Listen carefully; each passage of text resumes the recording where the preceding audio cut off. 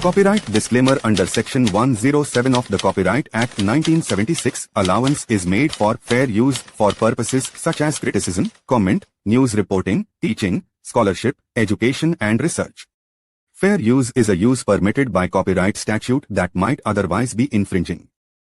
Film की शुरुआत में हमें 1944 का वक्त दिखाया जाता है। हम देखते हैं बहुत बड़ी जंग चल रही है। नाजी आर्मी एक आदमी को पकड़कर अपने साथ ले जा रही थी। उसके मुंह पर कपड़ा ढका हुआ था और उस आदमी का दोस्त बस उसे देखता ही रहता है। वो सोचता है कि आखिर ये आर्मी मेरे दोस्त को कहाँ पर ले जा रही है। जब उस आदमी के चेहरे से कपड़ा हटाया जाता है तो पता चलता है कि ये इंडियाना जोन्स है। दरअसल यहाँ पर नाजी बहुत सी एंटीक्स नायाब चीजों को जंग के बाद चुरा रही थी। उन्हें उसी जगह पर ऐसी ऐसी चीजें मिली थी जो दुनिया में कहीं पर भी नहीं पाई जाती। इंडियाना भी यहाँ पर एक खास चाकू की तलाश में आया था। अब नाजी का एक साथी जिसका नाम वॉलर होता है, वो उसे देखकर अपने बैग में रख लेता है। तभी उधर एक जोरदार धमाका हुआ था जिसमें इंडियाना बचकर निकल जाता है और एक गाड़ी में जाकर बैठ गया था। उसी गाड़ी में दो नाजी फौजी भी आकर बैठ जाते हैं। उन्हें ऐसा लग रहा था कि आगे उनका ड्राइवर बैठा है, इसलिए इंडियाना भी कुछ नहीं बोलता और बस गाड़ी चलाता रहता है। मगर आधे रास्ते में नाजी फौज को पता चल गया था कि ये इंडियाना है जो कि इनसे छूटकर भाग रहा है। अब जब उन्हें पता चलता है तो इंडियाना ने चलती गाड़ी से छलांग लगा दी थी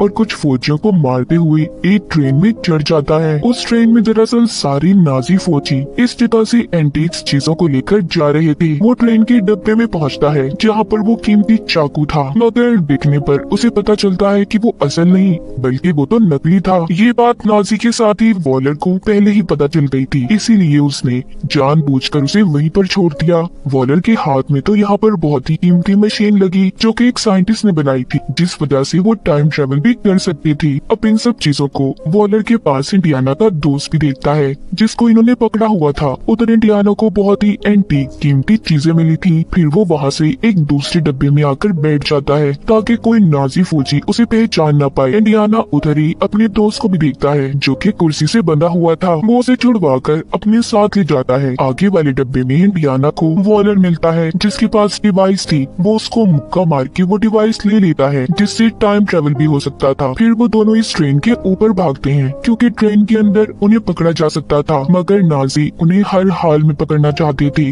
इसीलिए वो उस ट्रेन के आगे बॉम्ब ब्लास्ट कर देते हैं। जब इंडियाना ये देखता है तो अपने दोस्त को लेकर नहर में कूद गया था, इसीलिए दोनों बच गए थे। अब इन्हें पता चलता है कि ट्रेन के ऊपर बॉम्ब नाजियों ने नहीं छोड़ा था, असल में ये काम अमेरिकन का था। अब वो टाइम ट्रेवल डिवाइस भी उनके कब्जे में थी, यानी कि वो डिवाइस इंडियाना को मिल ही नहीं पाई। अब कहानी आती है 1969 में। इंडियाना जोन्स अब बड़े हो गए थे। हमें उनका कॉलेज दिखाया जाता है जहाँ पर वो प्रोफेसर थे जो हिस्ट्री की चीजों के बारे में बताते थे। वो अपने सभी स्टूडेंट से एक सवाल पूछते हैं, सभी स्टूडेंट उनके सवाल का गलत जवाब देते हैं। यहीं पर हेलेना नाम की एक लड़की थी जो इंडियाना के सभी सवालों के सही जवाब देती है, जिसे सुनकर वो बहुत खुश हुए थे। वो यहाँ पर सबको एक साइंटिस्ट का नाम बताते हैं। वो कहती है कि वो बहुत सी चीजें बना चुके हैं, जैसे कि हथियार और बहुत सी डिवाइसेस वगैरह जिनसे टाइम ट्रेवल भी हो सकता है। खैर इंडियाना अब कॉलेज से निकल जाते हैं। उनके पीछे हेलेना भी थी और साथ ही हेलेना के पीछे एक CIA एजेंट।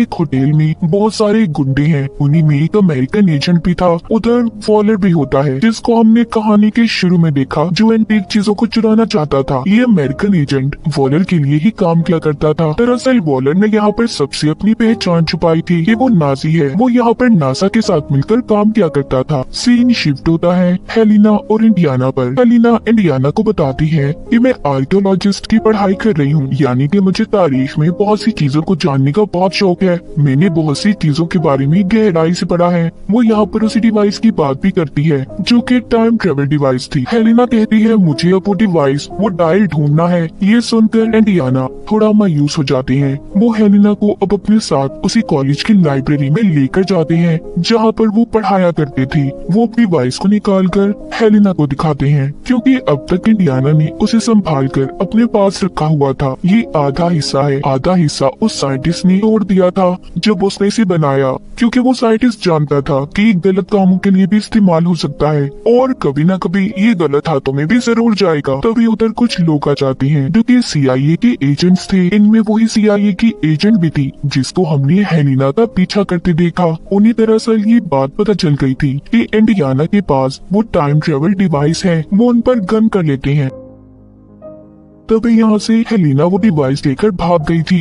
इंडियाना को पकड़कर एक वैन में डाल दिया जाता है और उनसे पूछते हैं कि बताओ वो डिवाइस कहाँ पर है। तभी आगे जाकर उनकी वैन रुक जाती है। आगे बहुत रश था क्योंकि आज के दिन नील आर्मस्ट्रांग चांद पर पहला कदम रखने वाले थे, इसीलिए उनकी वैन को रोक दिया जाता है। अब ये सभी इंडियाना को लेकर पैदल जाने का फैसला करते हैं, लेकिन इंडियाना उन्हें चकमा देकर यहाँ से भाग गए थे। वो यहाँ से घोड़े पर चढ़ते हैं और फिर आगे ट्रेन में बैठकर यहाँ से निकल गई थी। आगे जाकर उनकी मुलाकात अपने दोस्त से होती है क्योंकि वो अपने दोस्त के पास आ गई थी। उनके दोस्त बताते हैं कि हेलिना चोर है। वो एंटीक्स नायाब चीजों को चुरा कर मार्केट में बेचती है और बहुत वक्त उसने जेल में भी गुजारा है। सारी बातें सुनकर इंडियाना कहते हैं कि मुझे उसे ढूंढना होगा क्योंकि उसके पास कीमती डायल डिवाइस है। अब इंडियाना के दोस्त उनका सारा बंदोबस्त करते हैं। उन्होंने उनकी नकली पासपोर्ट भी बनवा लिए थे। इंडियाना के दोस्त उन्हें उनकी कैब देते हैं जो कि बहुत पुरानी थी। वो बताते हैं कि तुम्हारे साथ किया गया हर एडवेंचर मुझे याद है। अगले दिन इंडियाना जब उसे ढूंढते हुए एक होटल में पहुंचते हैं तो हेलिना उस डायल की नीलामी कर रही थी। वो जब उसे रोकने के लिए आगे बढ़ते हैं तो उधर ही हेलिना का एक असिस्टेंट उन्हें रोक लेता है जो कि उसका दोस्त भी था। वो हाथ झटकते हुए आगे बढ़ते हैं। वहीं पर इंडियाना वॉलर को भी देखते हैं। उन्होंने उसे पहचान लिया था कि वो नाजी है क्योंकि उन्हें सब कुछ याद था। वो उसे देखकर बोलते हैं हेलिना तुम इस डायल की नीलामी नहीं कर सकती। तभी यहाँ पर लड़ाई हो जाती है। उस डिवाइस के सभी पीछे थे। आखिर में वो डिवाइस अब हेलिना के हाथ में आती है। वो उसे अपने असिस्टेंट की तरफ फेंकती है। तभी उसके हाथ से वॉलर उस डिवाइस को छीन कर ले जाता है। हेलिना और इंडियाना दोनों भागते हुए बाहर आते हैं, मगर तब तक वॉलर वहाँ से जा चुका था। इंडियाना एक ऑटो रिक्शा लेकर उनका पीछा करते हैं, मगर वो लोग जा चुके थे। वॉलर दिखाया जाता है जिसको CIA एजेंट बोल रही थी कि तुम जानते हो तुम्हारी वजह से न जाने कितने मासूम लोगों की जान चली गई। यानी कि इंडियाना के पीछे जो CIA के एजेंट पड़ी थी वो सभी वॉलर से मिले हुए थे।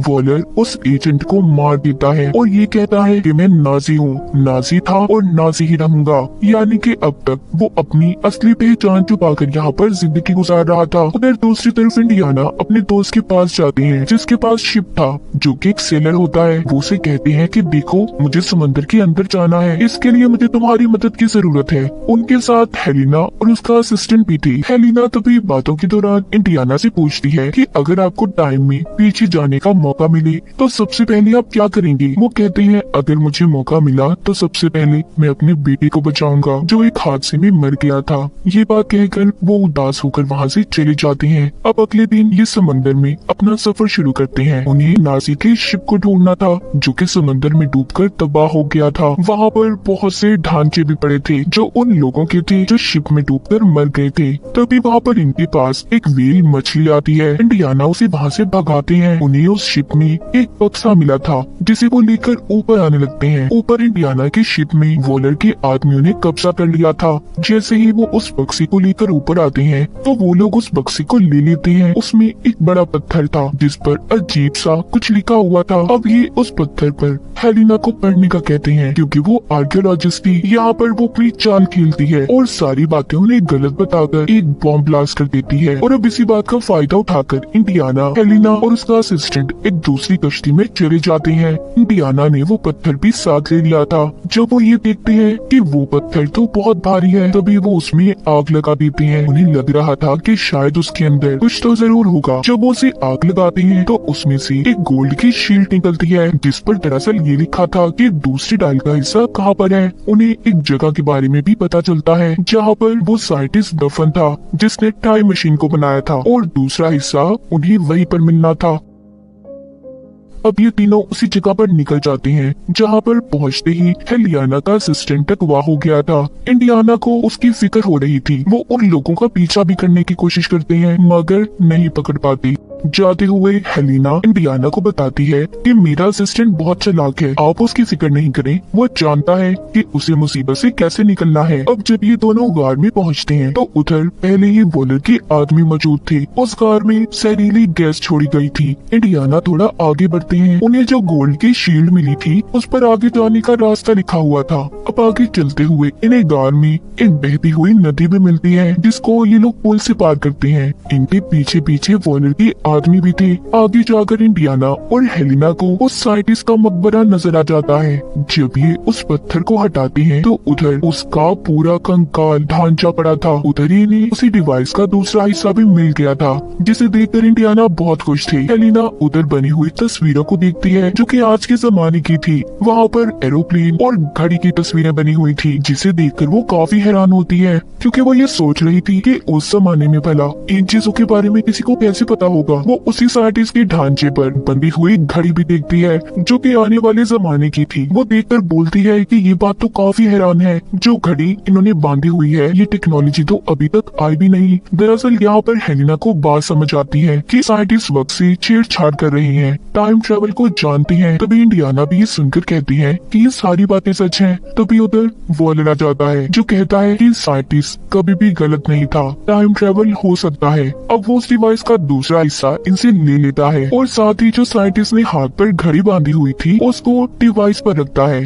तो वो चलने लगी थी। यहाँ पर हेलिना का असिस्टेंट भी आ जाता है जो वॉलर पर हमला करता है। तभी उधर गोलियां चलना शुरू हो गई थी। इसी उसमें इंडियाना भी जख्मी हो गए थे। वो हेलिना से कहते हैं देखो तुम जाओ, तुम्हारी जान को खतरा हो सकता है। अब हेलिना और असिस्टेंट यहाँ से निकल जाते हैं। वॉलर और उसके आदमी इंडियाना को लेकर अपने साथ चले गए थे। ये सभी एयरपोर्ट की तरफ जा रहे थे। रास्ते में जाता हुआ वॉलर इंडियाना को बताता है कि मुझे वो जगह मिल गई है जहाँ पर मैं टाइम ट्रेवल कर सकता हूँ। अब तो मेरे पास डिवाइस भी है, मुझे किसी चीज का कोई डर नहीं। उधर ही हेलिना अपने असिस्टेंट के साथ उनका पीछा कर रही थी, इन्हें छुप कर देख रही थी। वो अपने असिस्टेंट को एक प्लेन दिखाती है, कहती है उसे देखो, क्या तुम उसे चला लोगी? वो कहता है हाँ मैं कोशिश करूंगा। अब हेलिना एक बाइक की मदद से वॉलर के प्लेन में चढ़ जाती है। उसका असिस्टेंट भी प्लेन लेकर पीछे आ रहा था। वॉलर को वो जगह मिल गई थी जहाँ पर वो टाइम ट्रेवल कर सकता था। हम देखते हैं कि आसमान पर तेज रोशनी होती है और जहाज रोशनी में चला जाता है। पीछे ही हेलिना के असिस्टेंट का प्लेन भी था,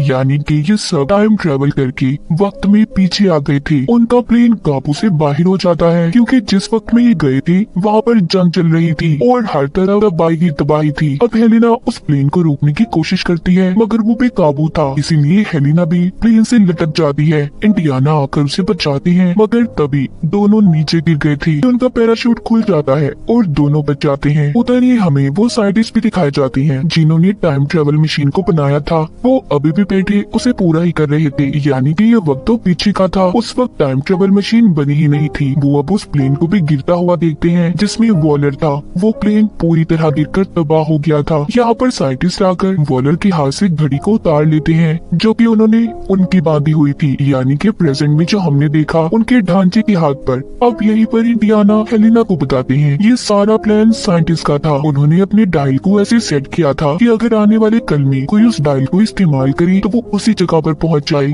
जहाँ पर वो रहा करते थे। और देखो वैसा ही हुआ है। मैं यहीं पर अब हमेशा के लिए रहना चाहता हूँ। मेरी जितनी भी जिंदगी बची है मैं बस यहीं पर रहकर गुजारना चाहता हूँ। तभी वो साइंटिस्ट उनके पास आते हैं और इंडियाना को घड़ी और वो डायल टाइम ट्रेवल मशीन देते हैं। कहते हैं कि इसे तुम अपने वक्त में साथ ले जाओ। इंडियाना कहते हैं नहीं, मैं अब यहाँ से कहीं नहीं जाना चाहता। तभी हेलिना कहती है आप यहाँ पर टाइम ट्रेवल करके आए हैं, अगर आप यहीं पर रहे तो हमारे लिए मसले खड़े हो सकते हैं, इसीलिए आपको मेरे साथ चलना ही होगा। तभी वो उनके मुंह पर एक जोरदार मुक्का मारती है जिससे इंडियाना बेहोश हो जाते हैं। जब उन्हें होश आता है तो वो अपनी दुनिया में थी, यानी कि अपने वक्त में। प्रेजेंट उनके मौजूदा दौर में वही घड़ी और टाइम ट्रेवल मशीन उनके पास पड़ी थी जिससे ये अभी 2000 साल पीछे गए थे।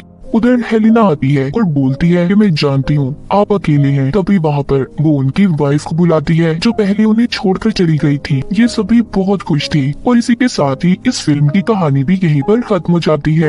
तो लाइक करें और चैनल को सब्सक्राइब करें। अगर आप फेसबुक पर हैं, तो वीडियो को लाइक करिए और हमारे पेज को फॉलो करें। कमेंट करके जाए तो अच्छा है। मिलते हैं दूसरे कोई वीडियो में, तब तक अच्छे से रहे और खुश रहें। Finally thanks for watching.